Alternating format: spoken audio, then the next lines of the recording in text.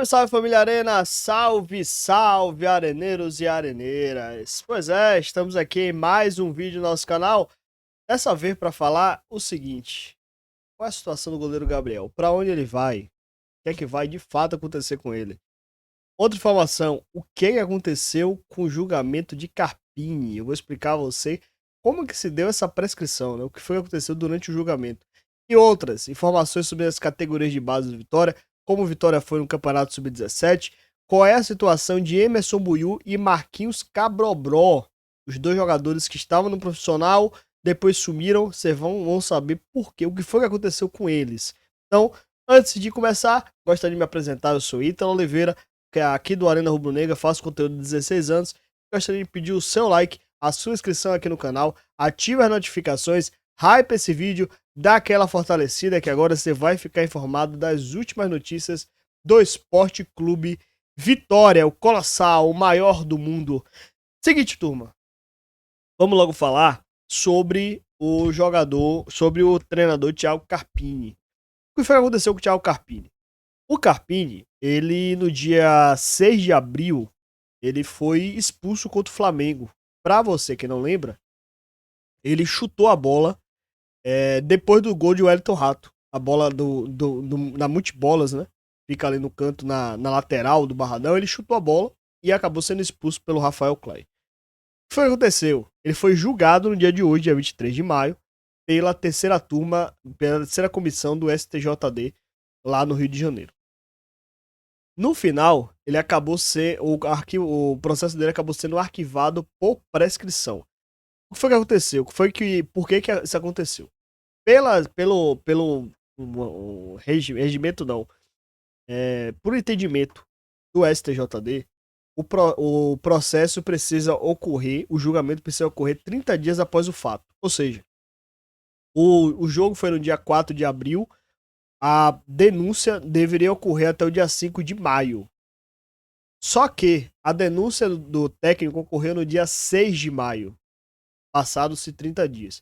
Por conta disso, que o processo acabou sendo prescrito. Esse entendimento, por exemplo, um fato, uma curiosidade, ele aconteceu por conta do julgamento de Claudinho.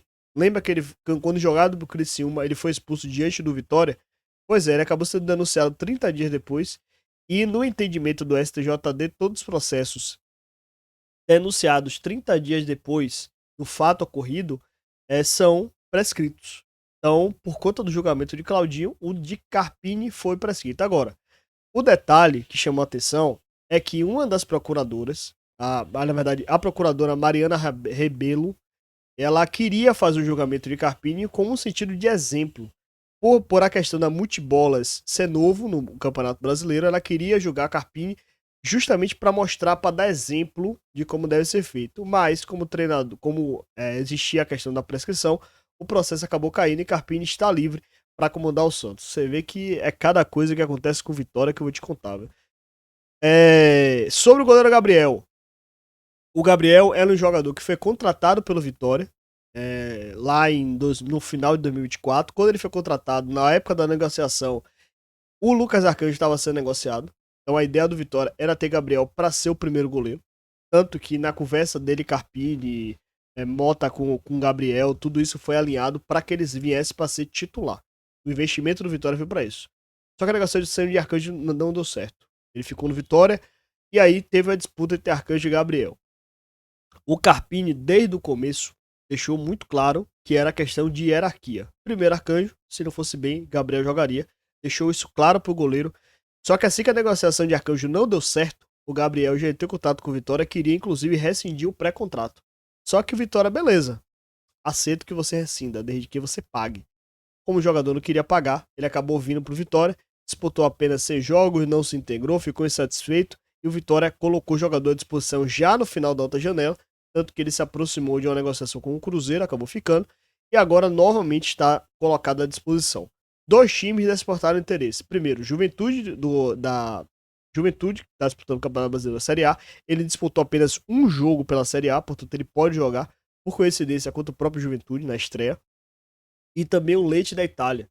Ele tem uma história grande lá na Itália, tem mercado na Itália, por isso que o Leite se interessou. Então o Gabriel vai deixar o Vitória na janela, isso é fato. Acho que deve ser o primeiro a deixar o Vitória, inclusive, na janela. A princípio, a negociação é por empréstimo, já que o jogador tem contrato de 3 anos. Então o Vitória quer emprestar o jogador jogar, ganhar minutagem, depois ele volta para poder entregar o time profissional. E aí, o que você achou dessa negociação de Gabriel? Você concorda, discorda? Comenta aqui embaixo. Quero saber sua opinião.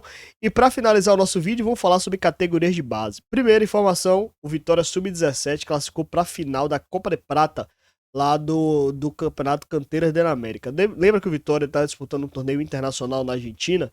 Na primeira fase, o Vitória ficou em terceiro do grupo B. Perdeu na seleção mexicana, perdeu do Peñarol, ganhou do Jorge Wilstermann, ficou em terceiro, classificou para disputar a Copa de Prata. O que é a Copa de Prata? Junta o segundo melhor segundo colocado, o segundo melhor terceiro colocado, o primeiro melhor segundo colocado e o terceiro ou quarto melhor terceiro colocado. Mas enfim, resumo da ópera. O Vitória enfrentou o Peñarol no dia de hoje, pela manhã. Bateu por 1-0 e chegou à final da Copa de Prata. Agora, Vitória vai esperar o vencedor de Palmeiras e Montevideo City para poder saber quem será o seu adversário na final da Copa de Prata. Mas, de qualquer forma, já é um resultado expressivo para o Vitória, que não costuma disputar competições internacionais. Então, o Vitória voltando a ter calendário internacional e já consegue uma classificação para uma final. Então, já é um ponto positivo aí para nossas categorias de base. Também sobre categorias de base, algumas pessoas me perguntaram na live sobre a questão, sobre a situação do lateral direito Emerson Buiú e do atacante Marquinhos Cabral. Os dois jogadores estavam sendo utilizados por Carpini para jogar na rotação do Campeonato Baiano, alguma situação de Campeonato Brasileiro. Os dois jogadores foram para o time sub-20 e acabaram se machucando. Tem lesão muscular, já tem um tempo fora, deve estar retornando para a fase final do Campeonato Baiano Sub-20, mas o fato é que tanto o Buiúto quanto o Cabral estão machucados, por isso que não estão sendo utilizados pelo treinador Laércio Lopes lá no Sub-20 do Vitória. Sub-20 esse que volta a campo na próxima quinta-feira pela Campeonato Brasileiro da Série B para enfrentar o Criciúma. Inclusive, por conta do calendário, o Vitória pode ser que jogue contra o Criciúma já com acesso garantido para a Série A do Campeonato Brasileiro Sub-20. Então são essas informações que eu queria passar para vocês. Gostaria de pedir novamente o seu like, a sua inscrição aqui no canal, ative as notificações, compartilhe esse vídeo, hype esse vídeo, dá aquela fortalecida. Afinal de contas, a gente está fazendo um trabalho aqui todos os dias sobre o Esporte Clube Vitória. Quero ter você nas lives, quero ter você comentando. Eu leio todos os comentários. Posso não responder, mas leio todos os comentários. Fechou? Tamo junto. Até a próxima e já fui.